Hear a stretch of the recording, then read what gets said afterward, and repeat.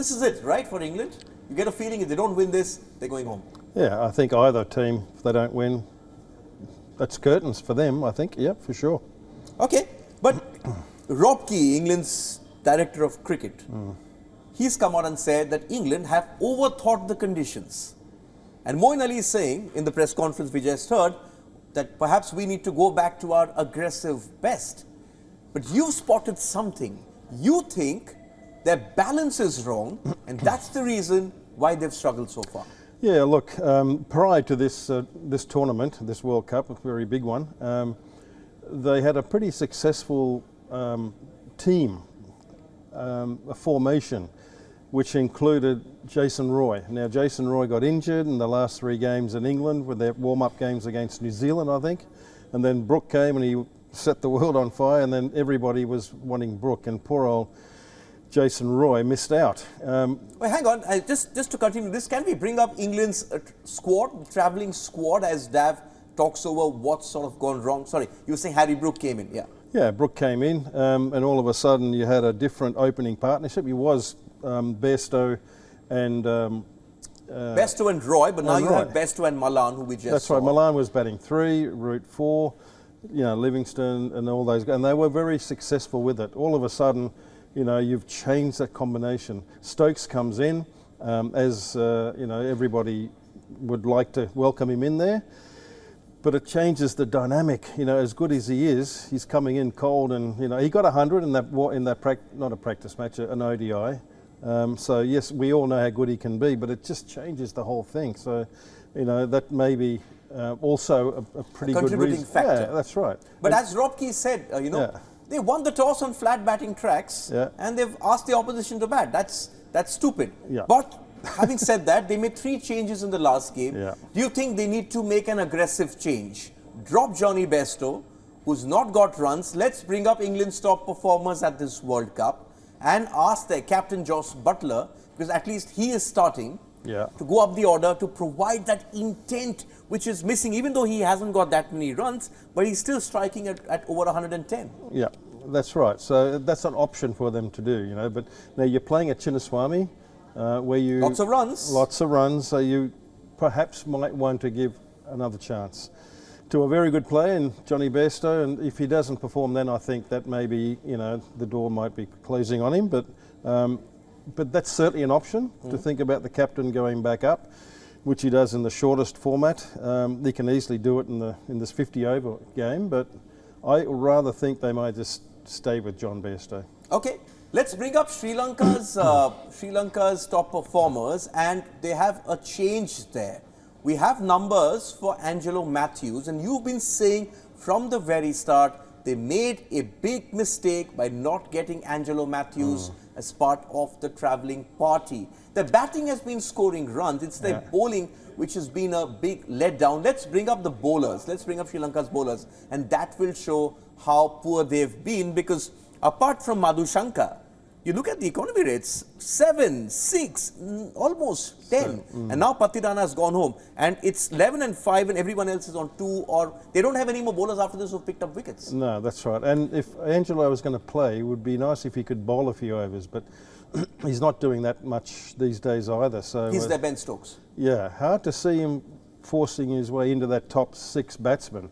He may come in, he may not. But certainly the bowlers are the area where they have really, you know, underperformed. They missed 2 good ones, haven't they? Chamira, he's in the travelling party. He's back now. He's in the travelling squad. As an extra. But they've also missed Hasaranga. You know, he's your wicket taker in the middle. Because Mahesh Tikshana and Dunit Velalage have not produced the goods for them on these flat batting tracks. The hope was that both of them would be taking wickets in the middle, particularly Tikshana, whereas Velalage would have been perhaps looking to be a bit more defensive, tied up, but it hasn't worked. Nearly 6.5, well, a bit more than 6.5 runs and over is a little bit too high. But they have snapped a losing streak. Let's look at Dav Whatmore playing super selector. Let's bring up Dav's predicted Sri Lanka 11, because that's the team we're talking about. What do you think? Do they have it in them to beat England? Or do you think that England, with their we saw how they turned it around at the Ashes, that they can still turn this one around. Yeah, I think they can embarrass them with the amount of runs they scored. They score. So whether they bat first, I think they should bat first, get a big score, and hopefully, even though they're better batting than they are bowling, but at least you got a score on the board. And the problem for them is that Kusal Perera is not scoring too many runs. Kusal Mendis, after he's become captain, has also sort of gone off the boil. That's right. Yeah, you're so right. has Sri Lanka. There's not much they can do though. Maybe if Samara Wickrama has got some runs, but maybe the only place that Angelo Mathews could take might have been Charitha Sri Lanka. But then he's a left. Dhananjay De Silva. Well, Dhananjay De Silva, he bowls a little bit as well.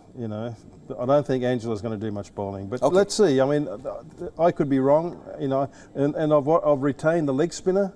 That's a little bit more of an attacking option. So possibly, he may be preferred to be omitted. I don't know, but I'm going for that lefty for the leg spinner to give you a little bit more, opportunity to pick up a wicket. Let's see how many changes Dav has for the England 11.